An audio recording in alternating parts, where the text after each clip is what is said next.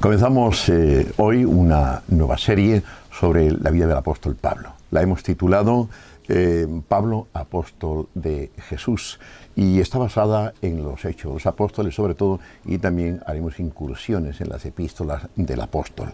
Bien, esto nos llevará un tiempito, pero creo que vale la pena conocer en profundidad al hombre que tanto hizo por el cristianismo. Las dos grandes figuras del cristianismo son sin duda Jesús, el fundador, y Pablo, el discípulo, el instrumento escogido por Jesús para llevar su nombre a presencia de reyes, naciones, y para llevar a cabo una labor literaria de la que todavía hoy nosotros, 2000 años después, sacamos rico provecho.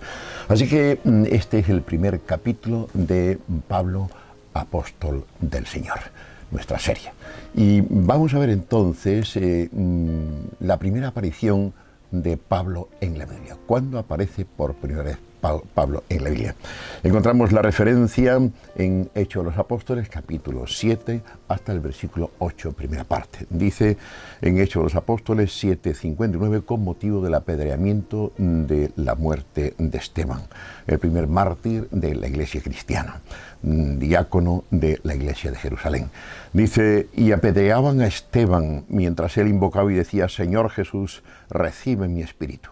Y puesto de rodillas, clamó a gran voz, Señor, no les tomes en cuenta este pecado. Y habiendo dicho esto, durmió. Y Saulo consentía en su muerte. Este es el texto bíblico. Esta es la primera vez que aparece Pablo en la Biblia. Lo que Pablo vio de cerca en aquella ocasión fue suficiente para dejar en él una huella imborrable, una espina en su conciencia que le condujo finalmente a los pies de Cristo. Y es que hay acontecimientos que por determinadas circunstancias causan en nosotros una profunda impresión. Son acontecimientos que nos marcan y determinan nuestro pensamiento y vida futuros. Después de estos ya no podemos ser los mismos. Y este fue precisamente el caso del joven Saulo, que llegaría a ser después el apóstol Pablo. Este fue el caso de Saulo al contemplar la lapidación de Esteban, el primer mártir cristiano. Y nos preguntamos qué vio en aquella ocasión Pablo que tan profundamente le impresionó. Tres cosas queremos resaltar. En primer lugar, vio a un hombre de fe en la persona de Esteban.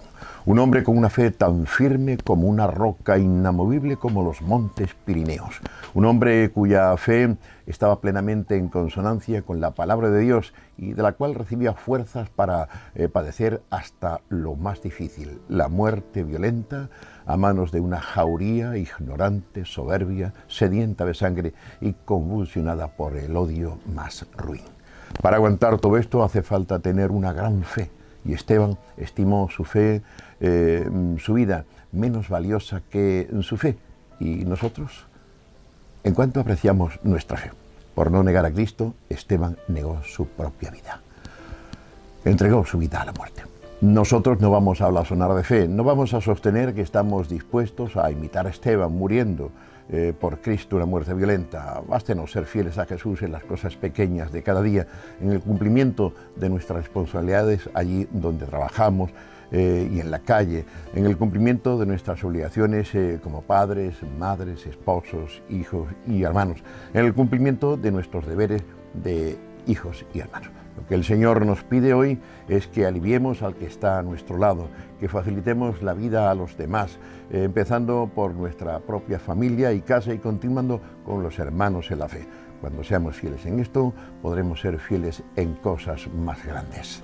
A Pablo le impresionó profundamente la fe de Esteban, y aquel testimonio fue el primer impacto positivo para acercarle a Jesús. Hay muchas personas en nuestras iglesias que se han convertido gracias al testimonio de otros creyentes. Estos hombres y mujeres vieron a Cristo y su poder encarnados en la vida de hombres y mujeres de fe y anhelaron ser como ellos, tener lo que ellos tenían. Y en aquel momento comenzaron la búsqueda que finalmente les conduciría a Jesús. En segundo lugar, Pablo vio a un hombre de amor. Pablo vio en Esteban a un hombre que amaba como él no lo había visto hasta ahora. Pablo era un hombre muy religioso, que se movía entre personas igualmente muy religiosas. Con demasiada frecuencia los religiosos decepcionan. La mayoría de ellos, o buena parte de ellos, no importa a qué credo pertenezcan, son personas legalistas, son poco naturales, son unos reglamentavidas. Jesús recriminó a los religiosos de su tiempo su afán perfeccionista, su observancia ciega de un montón de pequeñeces, mientras que se olvidaban de lo esencial, de lo más importante, es decir, de la misericordia y del amor en su trato con el prójimo. Junto a estos religiosos, la vida se convertía en una amargura constante y nosotros tenemos que procurar no caer en este error. Esteban era diferente a esta clase de hombres. Él amaba y Pablo le oyó pedir lo más hermoso, lo más grande para aquellos que le estaban matando. Esteban pidió por ellos el perdón de su horrible crimen. Señor, no les tengas en cuenta este pecado, exclamó. Pablo vio esto y lo oyó y recibió un fuerte impacto. Y seguramente pensó, no es posible que sea tan mala una doctrina que convierta a los hombres en tan buenas personas. Mientras que él, con su verdad y su doctrina, aprovechaba la muerte de un inocente, aprobaba la muerte de un inocente, cometiendo un vil crimen, llevado de un celo fanático carente de todo sentimiento amoroso hacia los que no creían como él, Esteban, sufriendo un cruel martirio, podía orar por los que injustamente le quitaban la vida, pidiendo a Dios el perdón de ellos. Era evidente que la fe de Esteban era mejor que la suya, que la de Pablo, y que Esteban mismo era mejor hombre que él. Esto se le quedó grabado a Pablo, entonces llamado Saulo, y desde aquel día comenzó la lucha en su corazón.